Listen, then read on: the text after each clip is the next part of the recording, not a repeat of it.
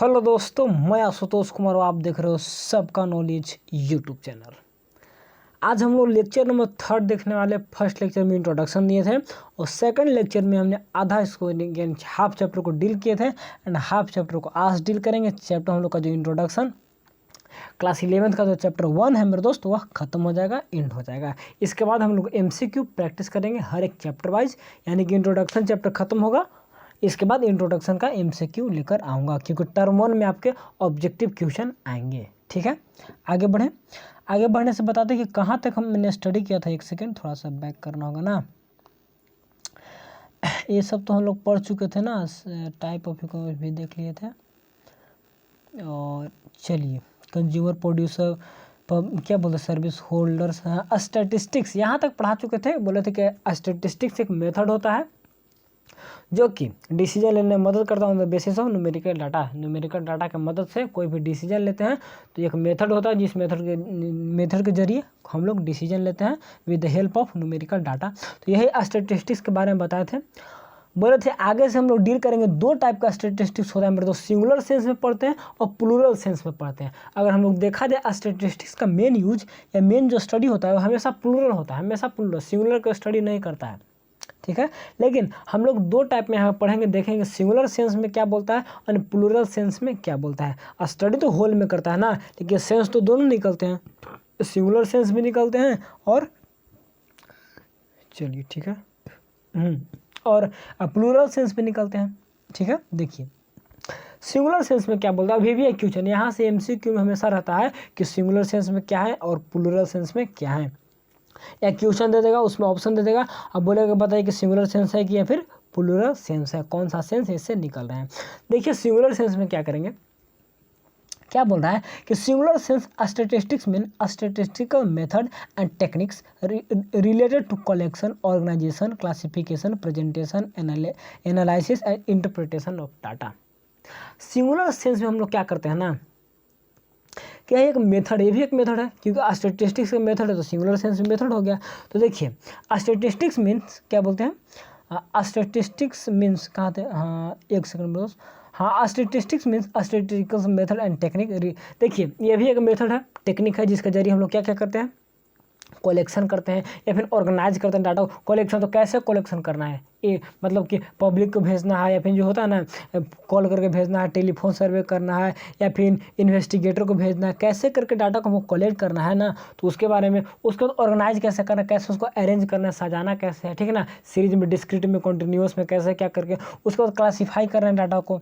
ठीक है, उसके बाद हम लोग को क्या करना है, क्लासिफिक प्रेजेंटेशन करना है, उसको प्रेजेंट करिए, ग्राफ में करिएगा, टेबल डायग्राम सब। उसके बाद देखा जाता है कि एनालाइज करिए क्या उससे कंक्लूजन निकला और उसको इंटरप्रेट करके व्याख्या करके हम लोग का मेन जो डाटा निकाला जाता है ना, तो वही कलेक्शन, ऑर्गेनाइजेशन, क्लासिफिकेशन, प्रेजेंटेशन, यही सब सिंगुलर सेंस में आते हैं, जो कि स्टैटिस्टिक्स में देखा जाता है। ये भी एक टेक्निक है, ये भी एक मेथड है। ठीक है, आगे देखें प्लूरल सेंस में क्या बोलता है।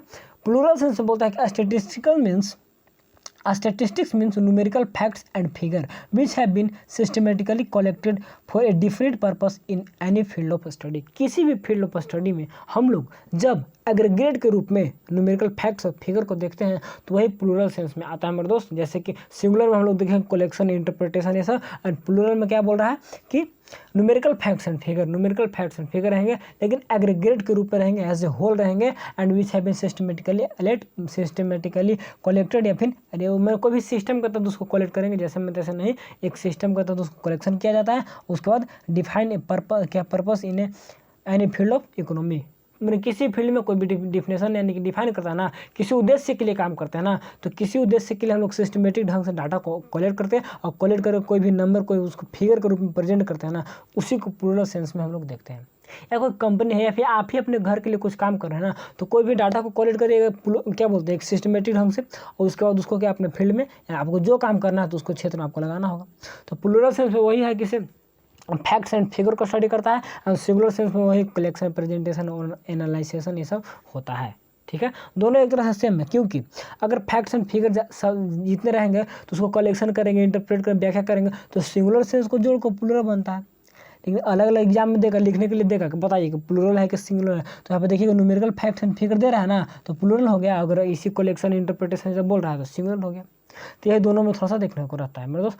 अब कैरेक्टरिस्टिक्स देखते हैं कि प्लूरल सेंस में क्या क्या कैरेक्टरिस्टिक्स होते हैं। देखिए हम स्टार्टिंग में बोले हैं कि प्लूरल सेंस यानी कि हमेशा एग्रीगेट के रूप में एज ए होल स्टडी करता है। तो यहाँ पर पहला इसका कैरेक्टरिस्टिक्स है कि एग्रीगेट के रूप में रहेगा, एज ए होल रहेगा, न्यूमेरिकली एक्सप्रेस रहेगा, नंबर के रूप में रहेगा। उसके बाद affected by multiplicity of causes, multiplicity of causes करने का मतलब बहुत सारे कारण से प्रभावित रहेंगे।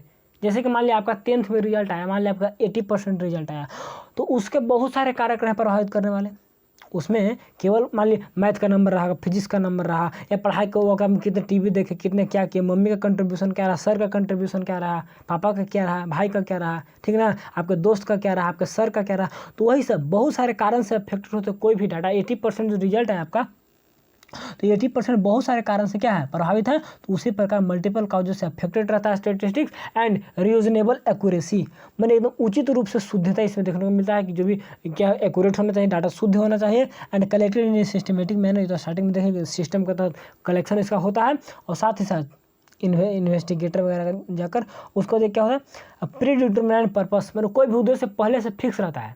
मान लिया अब नेशनल सर्वे जो सैंपल सर्वे ऑर्गेनाइजेशन हो रहा है, ठीक, तो वहाँ से वो डाटा कलेक्ट कर रहा है ना, तो उसका पहले से उद्देश्य फिक्स रहता है क्या करना है, जनगणना है तो जनगणना करना है, या फिर किस कोई स्कीम के बारे में हमको निकालना है कि इस स्कीम से कितना लोग मैंने लाभ ले रहे हैं, कितना लोग लाभ नहीं ले रहे हैं ना, ये किनको मिलना चाहिए किनको नहीं मिलना चाहिए, कितने BPL में आते हैं कितने APL में आते हैं। तो कोई भी डाटा होता है ना, तो कोई भी डाटा के लिए हम काम करते हैं ना, तो पहले से हम लोग का उद्देश्य क्या रहता है फिक्स रहता है, यानी कि प्री डिटरमिनेट रहता है। तो उसी के बारे में हम बोल रहा है। And placed in relation to each other, अब place in relation to each other में एक दूसरे के बीच में इसको रिलेशन में, कोई डाटा दो डाटा के बीच में इसको रिलेशन देखा जाता है, रख के हम लोग कंपेयर भी करते हैं ना स्टैटिस्टिक्स की मदद से। तो यही सब उसका कैरेक्टरिस्टिक्स आगे ये सब गुण रहेंगे। तो समझिए कि क्या बोलते हैं स्टैटिस्टिक्स का बात हो रहा है, ठीक है। स्टैटिस्टिक्स एक अलग से सब्जेक्ट हो जाता है, अलग से चैप्टर हो जाता है, आगे चल कर पढ़िएगा। देखिए क्लास 11 में 2 बुक है, स्टैटिस्टिक्स फॉर इकोनॉमिक्स और इंडियन इकोनॉमिक सर्विस है इंडियन इकोनॉमिक डेवलपमेंट। तो इंडियन इकोनॉमिक डेवलपमेंट है ना, दोनों बुक में 2 सर्विस है। भारत सरकार द्वारा 2 सर्विस प्रोवाइड किया गया है, इंडियन स्टैटिस्टिकल सर्विस और इंडियन इकोनॉमिक सर्विस। देखिए 11 तो 2 बुक का पढ़ा है ना, तो दोनों बुक का कितना मांग है। कोई भी ऐसा है हिस्ट्री में अलग से बुक है, ज्योग्राफी में अलग से कोई सरकार के पास स्कीम है, पॉलिटिकल साइंस फिजिक्स में है, केमिस्ट्री में है, कोई भी डिपार्टमेंट है नहीं ना है। लेकिन इसमें अलग से डिपार्टमेंट अलग से पद है, Indian statistical service, Indian economic service, देख रहे हैं ना, इंडियन हिस्ट्रिकल सर्विस। कोई भी सब्जेक्ट में उतना स्कोप नहीं है जितना कि इकोनॉमिक्स में स्कोप है। इसलिए बोलते हैं ना कि इसको पढ़िए, इसको ढंग से समझिए बुझिए, तब जाके आगे आपका करियर इसमें क्या होंगे, ब्राइट होंगे, ठीक है। क्या है stages of statistics in a singular sense, plural देख लीजिए। अब सिंगुलर सेंस में क्या क्या स्टेजेस होते हैं, इसको याद क्रम से याद रखिएगा। एग्जाम में पूछता है, आगे पीछे करके देगा और पूछेगा कि पहले कलेक्शन होगा कि पहले प्रेजेंटेशन होगा या पहले इंटरप्रेट, पहले क्या होते हैं डाटा में ना, तो उसके बारे में थोड़ा सा ये जो स्टेजेस है कैसे होते हैं। तो पहले हम लोग डाटा को कलेक्ट करेंगे, पहले बिना कलेक्शन के कुछ होगा नहीं, तो डाटा को पहले कलेक्ट करेंगे, उसके बाद हम ऑर्गेनाइज करेंगे, डाटा को सजाएंगे। रा डाटा है कि कौन सा डाटा है, कैसे ग्रुप में है, अनग्रुप में है, कैसा है, तो उसको ऑर्गेनाइज करने के बाद उसको प्रेजेंट करेंगे। अब कैसे प्रेजेंट करना है कि लोगों को समझ में आए, ग्राफ की मदद से, टेबल की मदद से, पाई चार्ट की मदद से, ठीक है ना। तो कैसे आपको प्रेजेंट करना है, आप अपने अनुसार उसको प्रेजेंट कर सकते हैं। उसके बाद एनालाइज करना है, और उसके बाद एनालाइजेशन से जो भी रिजल्ट आएगा उसको इंटरप्रेट करके उसको व्याख्या करके बताना है कि यहाँ पे ऐसे हो रहा है, यहाँ पे करना चाहिए, यहाँ पे इतना, मतलब कि जो भी डिमांड होता है ना, तो स्टैटिस्टिक्स हम लोग को बताता है कि इतना डाटा आपके पास आया, इस डाटा के अनुसार इतना इसमें फैक्ट्री लगा सकते हैं, इतना लेबर को लगा सकते हैं, इतना काम कर सकते हैं। तो जो भी होता है कंक्लूजन ना, जो इंटरप्रिटेशन होता है, तो एनालिसिस करते तो उसके बाद आता है मेरे दोस्त, उसके बाद प्रेजेंट करना होता है, उसको ऑर्गेनाइज और उसके बाद कलेक्ट। तो यही जो सिस्टम, इसको याद रखिएगा कि पहले कलेक्शन करते हैं डाटा को, उसके बाद ऑर्गेनाइजेशन, उसके बाद प्रेजेंटेशन, उसके बाद एनालिसिस, उसके बाद इंटरप्रिटेशन। तो 5 स्टेज है, 5 स्टेज को याद रखिएगा। डाटा के कलेक्शन के बाद क्या क्या होते हैं, ठीक है। आगे बढ़े, कोई दिक्कत नहीं है। चलिए स्टैटिस्टिकल डाटा, देखिए स्टैटिस्टिकल डाटा 2 प्रकार के होते हैं मेरे दोस्त, ठीक है। आपको बोला जाएगा आप अपने भैया से 5 kg ज़्यादा है, तो 5 kg ज़्यादा है, 5 kg कम है, कम बेसी है सब, तो ये सब क्या बता रहे हैं, ये सब क्वालिटी को बता रहे हैं ना, और क्वांटिटी उसमें भी आ गया। 5 kg बड़े हैं तो बड़े क्या दिया, क्वालिटी को, 5 kg क्या दे रहे हैं, क्वांटिटी को। तो वही बोल रहा है कि स्टैटिस्टिकल डाटा 2 प्रकार के होते हैं मेरे दोस्त, पहले होते हैं क्वालिटेटिव एंड दूसरे होते हैं क्वान्टिटेटिव। तो qualitative not measure in the numerical terms like beauty and क्या है, इंटेलिजेंस। क्वालिटी बता रहा है आपके अंदर क्या गुण है, कितना आप सुंदर है, कितना आप तेज है, कितना आप बड़े हैं, कितना आप छोटे हैं। तो not measure in numerical fact या न्यूमेरिकल टर्म, इसको मेजर नहीं कर सकते हैं, न्यूमेरिकल यानी कि नंबर के रूप में नहीं कर सकते हैं। And qualitative data measure in the numerical term like the price, income, ये सब जो है न्यूमेरिकल के द्वारा यानी कि नंबर के द्वारा इसको प्रेजेंट किया जाता है, फिर मेजर यानी कि मापा जाता है। ठीक है ना। तो दो टर्म होते हैं स्टैटिस्टिकल डाटा, एक क्वालिटेटिव और दूसरा क्वांटिटेटिव। देखिए इसका स्कोप क्या है, मैंने स्टार्टिंग में ही बताया हूँ, एक सेकेंड, चलिए ठीक है, मैंने स्टार्टिंग में ही बताया हूँ स्कोप तो इतना है स्टैटिस्टिक में, इकोनॉमिक्स में, हर एक private sector, individual sector, government sector, आप घर पर भी ना काम कर सकते हैं। घर में आपका बिना स्टैटिस्टिक्स का काम होगा? स्कूल में कौन सेक्टर में कहाँ पे स्टैटिस्टिक्स का यूज नहीं है? आप बताइए, कमेंट करिए कि नहीं भैया इस सेक्टर में स्टैटिस्टिक्स का यूज नहीं है। हर जगह यूज है, हर क्षेत्र में इसका यूज है। देखिए हम लोग का बुक क्या कहता है, कह रहे इन ओल्ड एज यानी कि पुराने दिनों में the use of statistics was restricted to deal with the affair of state.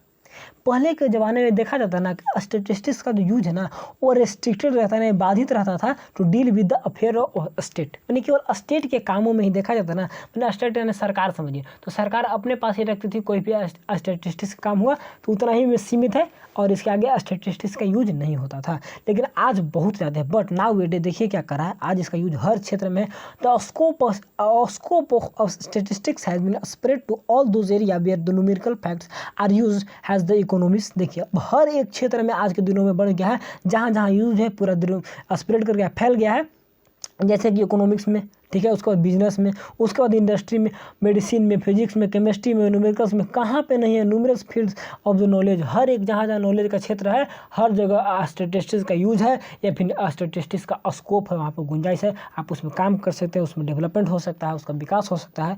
तो हर क्षेत्र में इसका यूज है या बोलिए तो इसका आवश्यकता है। तो कहीं भी बिना स्टैटिस्टिक्स का काम नहीं। Importance of statistics in economics, अर्थशास्त्र में इसका क्या महत्व है उसके बारे में थोड़ा सा देखिए। इट इनेबल्स, पहला पॉइंट क्या कह रहा है, इट इनेबल्स एन इकोनॉमिस्ट, जो अर्थशास्त्री होते हैं उनको योग्य बनाता है, कैसे? To present economic facts in the precise and definite form, उनके योग्य बनाता है कि आप कोई भी इकोनॉमिक क्या प्रेजेंट इकोनॉमिक फैक्ट्स, इकोनॉमिक जो फैक्ट है, मुद्दा है, उसको प्रेसाइज एंड डिफिनिट फॉर्म में उसको प्रेजेंट करिए। प्रेसाइज करने का मतलब संक्षिप्त रूप में, एंड डिफिनिट फॉर्म में खास डिफिनिट फॉर्म होना चाहिए, उसको प्रेजेंट करिए उसको। तो इकोनॉमिस्ट को मदद करता है कौन? स्टैटिस्टिक्स। डाटा आता है तो डाटा के अनुसार उन लोग अपना निर्णय लेता है, कौन लोग? अर्थशास्त्री लोग। ठीक, help in the condensing mass data into a few numerical data, बहुत सारे डाटा को हम लोग कंडेंस करके उसको छोटा करके एक फ्यू न्यूमेरिकल फिगर में रिप्रेजेंट कर सकते हैं। मान ली बहुत सारे लोग मरे, बहुत सारे लोग मरे, तो बहुत सारे लोग मरे, अब मैं कह दूँगा 5 करोड़ लोग मरे, तो क्या हो? बहुत सारे से 5 करोड़ फिक्स हो गया कि नहीं? 5 करोड़ वैल्यू आ गया। अब बहुत सारे कितना है नहीं ना पता चल रहा है, तो वही करेगा इसको न्यूमेरिकल डाटा में करके और कंडेंस्ड करके हम लोग मेजर करने में आसानी होता है, यानी कि सुविधा प्रोवाइड करता है। ठीक है, कुछ न्यूमेरिकल फैक्टर में। फिर statistics use in the finding relationship between different economical factor, अलग अलग इकोनॉमिक फैक्टर में रिलेशन देखने को मिलता है हमारे दोस्त, कि हर इकोनॉमिक फैक्टर कहने का मतलब इकोनॉमिक कोई भी रिजल्ट आया ना तो बहुत सारा प्रभावित होता है। जब मैंने एग्जांपल दिया कि आपका 10th में रिजल्ट आया तो बहुत सारे फैक्टर से प्रभावित हुए, तो वहाँ पर भी अलग अलग फैक्टर होते हैं, इकोनॉमिक फैक्टर होते हैं जो प्रभावित करते हैं। दोनों में रिलेशन को भी देखता है ना, दो रिलेशन। मान लीजिए गवर्नमेंट कोई स्कीम लाए तो उस स्कीम में देखेंगे कितना लोगों का लाभ हो रहा है, कितना लोगों का हानि हो रहा है, तो दोनों से कंपेयर करके रिलेशन करके उसके बाद कोई भी स्कीम को लागू किया जाता है। ठीक है ना। आगे देखिए, जैसे कि अभी अग्निपथ आया था तो अग्निपथ से कितना विरोध हुआ, लेकिन उसको एक्सेप्ट किया गया, देखा गया ना इसमें कुछ मतलब सुविधा यानी कि अच्छा है, तो इसीलिए ना तो दोनों को मिलाया जाता है। उसके बाद आगे देखिए डिफरेंट फैक्टर होगा। Economics forecasting through the statistical study, देखिए जो मैंने फोरकास्टिंग करने यानी कि भविष्यवाणी करते हैं, कोई भी स्टैटिस्टिकल स्टडी करके फोरकास्टिंग करते हैं। मान ली आज कल वर्षा होगी या नहीं होगी, तो आज का क्या हम लोग का स्टैटिस्ट बता रहा है, क्या निर्णय बता रहा है, कितना डाटा मैंने कितना अनुमानित हम लोग का वेदर फोरकास्टिंग में बता रहा है ना, उसी के अनुसार अगला दिन मैं बोल सकता हूँ कि नहीं कल इतना % बारिश होने का आवश्यकता है, इतना % चांस है, हो सकता है नहीं हो सकता है ना। तो यानी कि फोरकास्टिंग करने में, भविष्यवाणी करने में भी मदद करता है। केवल बादल वगैरह नहीं, मैंने इकोनॉमी में डेवलपमेंट में भी हम लोग को बताता है कि नहीं ऐसे होगा, फ्यूचर में ऐसे होगा। जो नॉर्मेटिव क्लास 12 में पढ़ेगा, एक पॉजिटिव इकोनॉमी होता है, एक नॉर्मेटिव इकोनॉमी होता है। तो नॉर्मेटिव केवल विचार देते हैं, पॉजिटिव हम लोग का रिजल्ट देता है, तो विचार से रिजल्ट आते हैं, तो वही करेगा फोरकास्टिंग करने में, भविष्यवाणी करने में मदद करता है। And helpful to formulate appropriate economy policy to solve the economy problem, बहुत सारी इकोनॉमी पॉलिसी बनाने में मदद करता है ताकि इकोनॉमी प्रॉब्लम क्या है, सोल्व हो। इकोनॉमी प्रॉब्लम वही कैसे हम लोग को रिसोर्सेज को बांटना है, कैसे फुल यूटिलाइज करना है, कैसे हम लोग ग्रोथ करना है ना, उसके लिए पॉलिसी बनाया जाता है। तो पॉलिसी बनाने में हम लोग को क्या बोलते हैं, डाटा मदद करता है। डाटा के अनुसार हम लोग पॉलिसी बनाते हैं।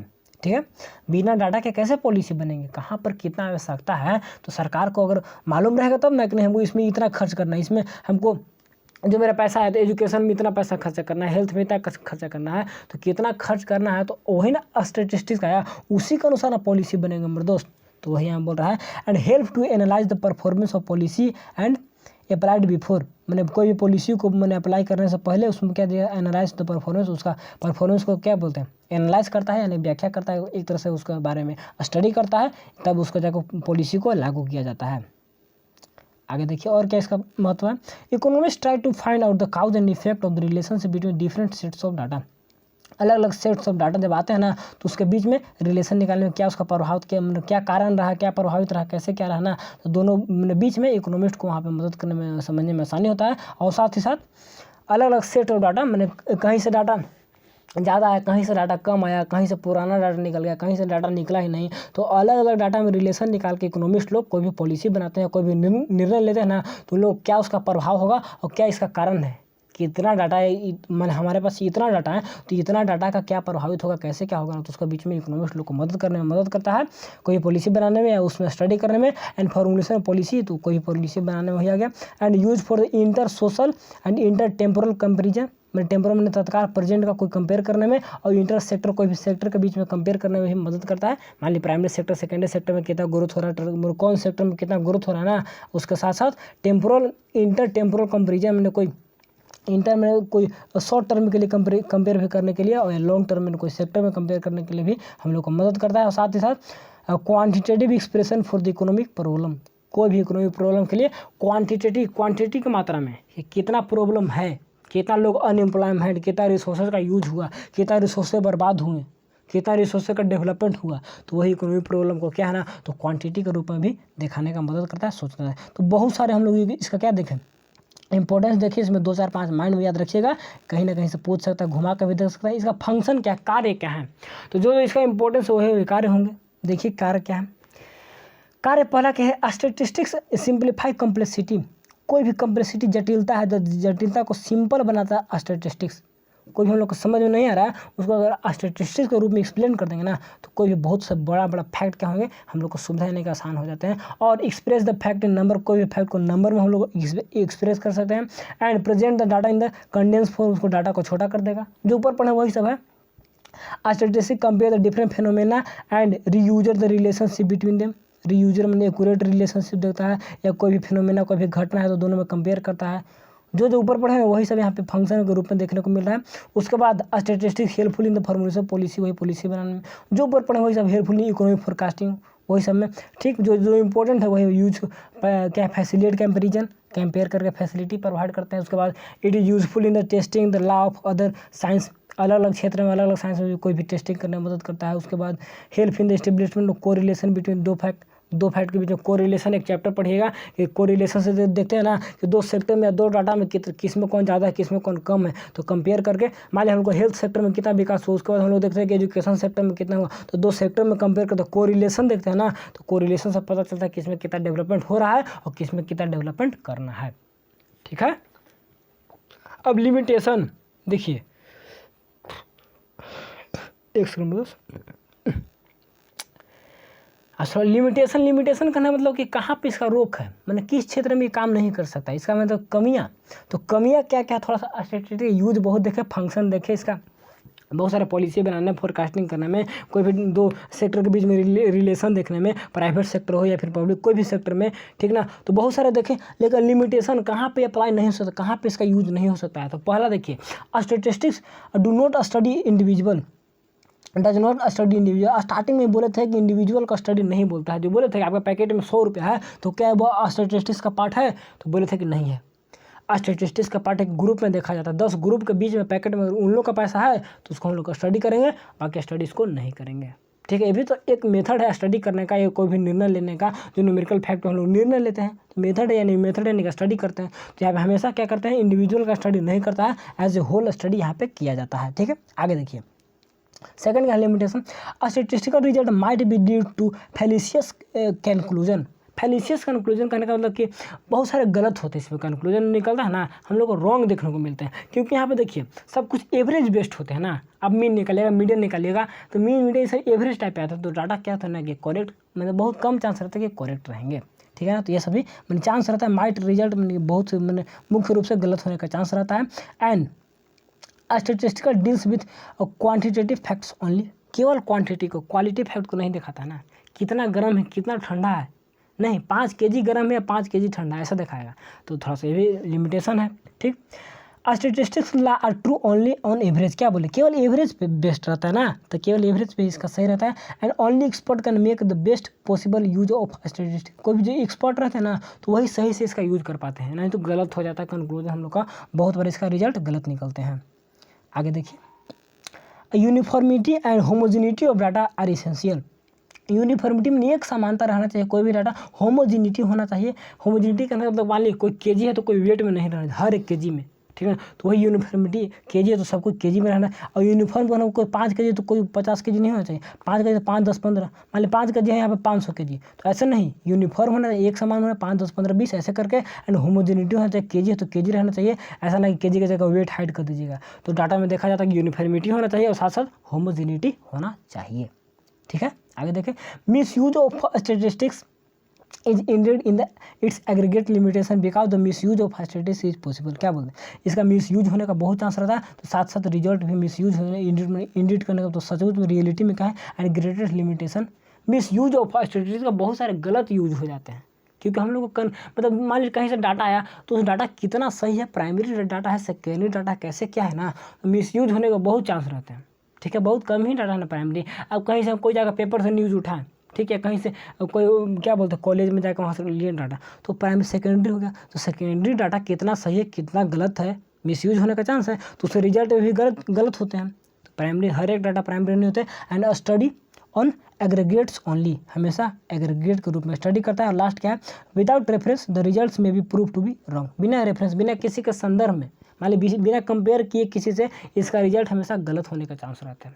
हम लोग पिछले साल से बेस ईयर से करंट ईयर को जब कंपेयर करते हैं ना, तब रिजल्ट जाकर कुछ सही होता है। ऐसे डायरेक्ट रिजल्ट दीजिएगा तो इसमें गलत होने के चांस रहते हैं। यानी कि हम लोग बोल सकते हैं ओवरऑल कि मिसयूज होने के या फिर रॉन्ग रिजल्ट भी आने का चांस रहते हैं, किसमें, स्टैटिस्टिक्स में। तो यह सब लिमिटेशन है इसका यूज है इसका, बहुत सारे हम लोग देखे, इसका पॉलिसी इन्फॉर्मेशन में मदद देखे, बहुत कुछ देखे मेरे दोस्त। वीडियो कितना बड़ा, 22 मिनट 23 मिनट, मैंने वीडियो चलिए आधा घंटा से कम ही बना, लेकिन जो भी था इसको आज डील किए। और बाकी अब आगे का लेक्चर से MCQ आएंगे, चैप्टर तो खत्म होंगे, तो आगे का चैप्टर MCQ से स्टार्ट करेंगे। तो बस इसके बाद आपको जितना मैं पढ़ाया उसको आप पढ़िएगा, समझिएगा, याद करिएगा, ठीक है ना।